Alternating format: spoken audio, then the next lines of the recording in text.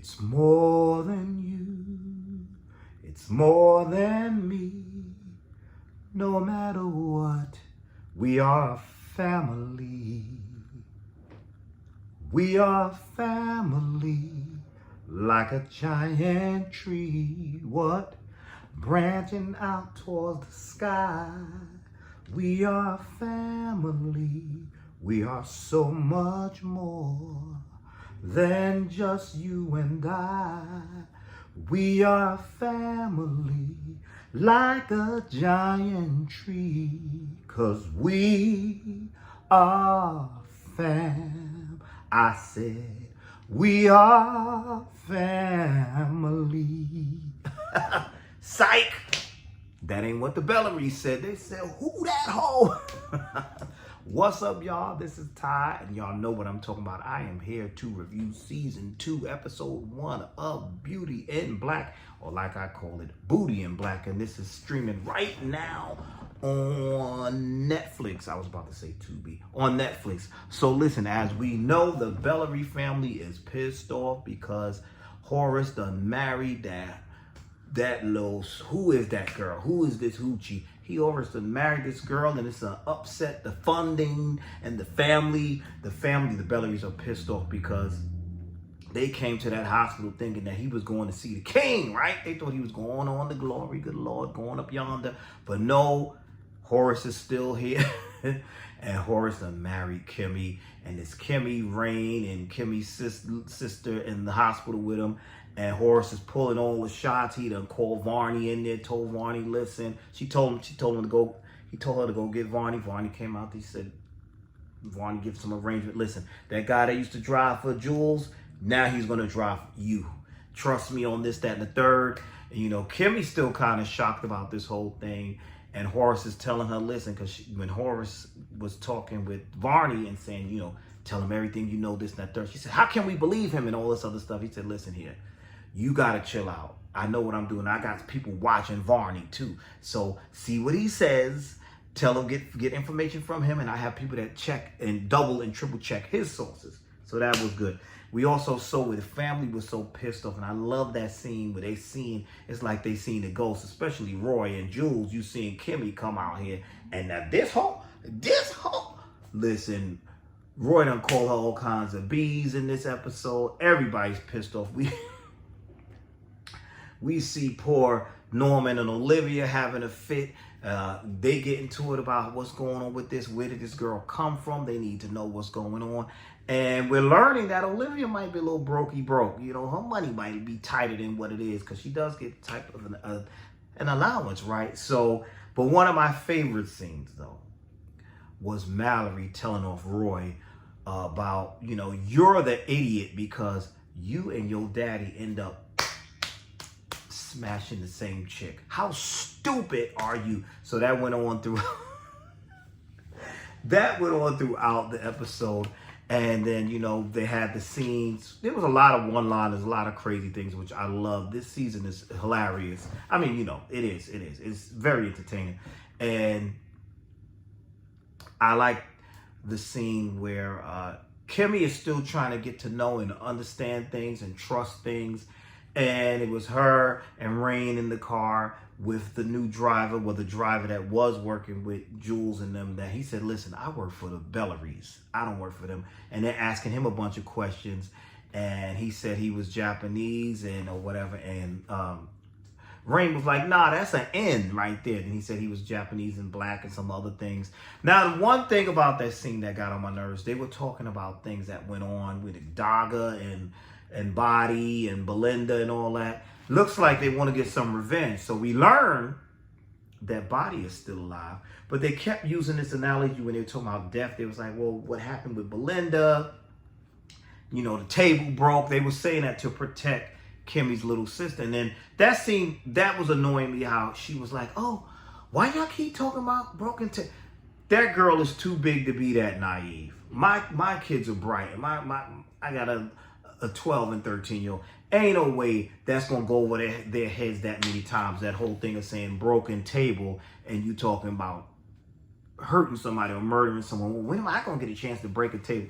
It was funny, but I was like, nah, that kid can't be that naive to not understand what's going on with that situation. But I did like that scene. And I did love the scenes where you seen Kimmy and her sister and all them getting introduced to the whole staff at the Bellary, at Horace's home, Horace's big house, which is very similar to mine. Yeah, very similar. I'm speaking into existence. Don't judge me.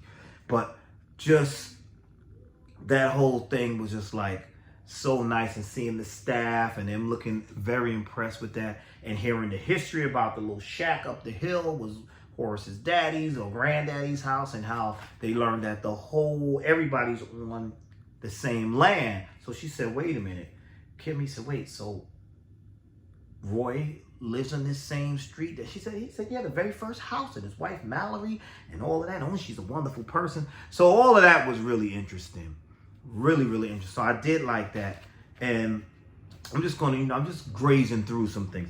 I did enjoy Varney talking to the family and telling them the news of what was going on, and how mad Roy was with him, because Roy thinks that Varney is sleeping with Mallory, which we know that's not true. But the way he was so mad, and then Varney's telling them, she said, listen, he's revised the will to protect Angel, Kimmy, and there's a few other names, and it was like Angel, and his Charles, like, I think I know Angel, but I know when he talking about knowing him from the strip club. Yes, it's the same Charles. It's the same, yes, it's the same Angel.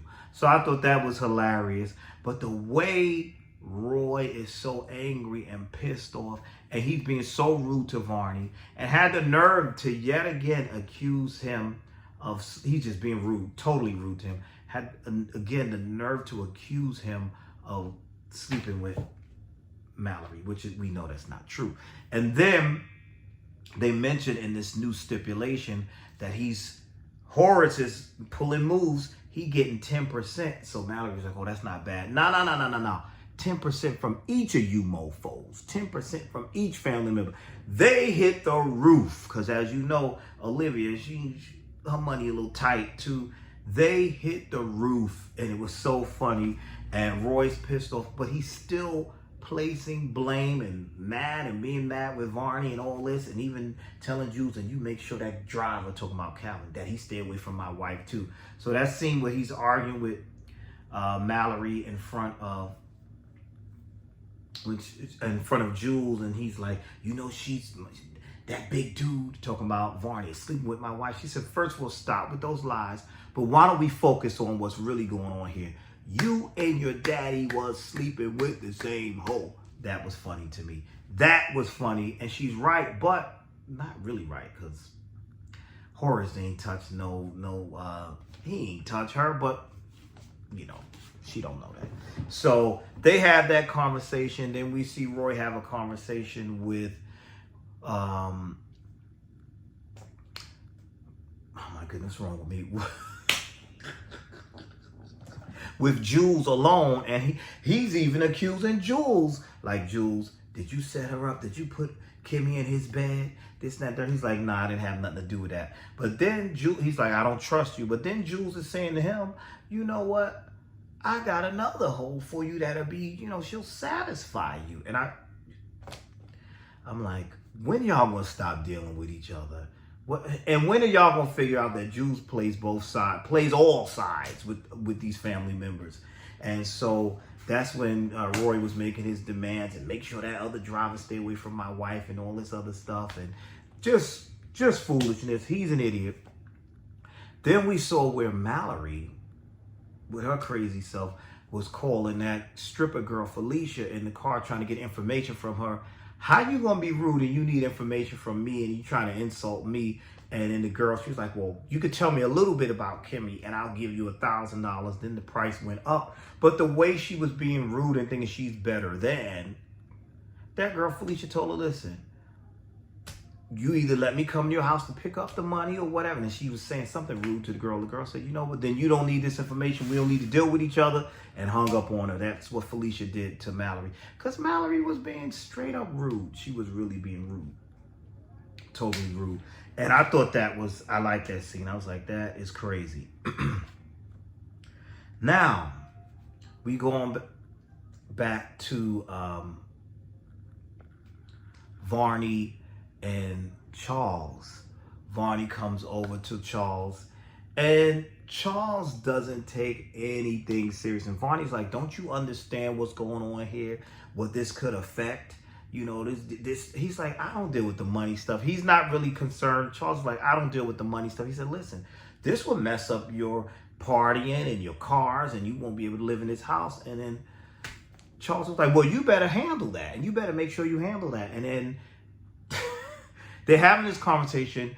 Varney's trying to be serious with Charles. Charles is like, listen, I'm going to go take a nap. I need to get rest for the club, whatever. And he said, listen, you're not taking none of this serious. Your father is dying, and you ain't taking nothing serious. All you talking about is sex. Because then, of course, Charles is like, he's feeling horny. You want to have sex, whatever.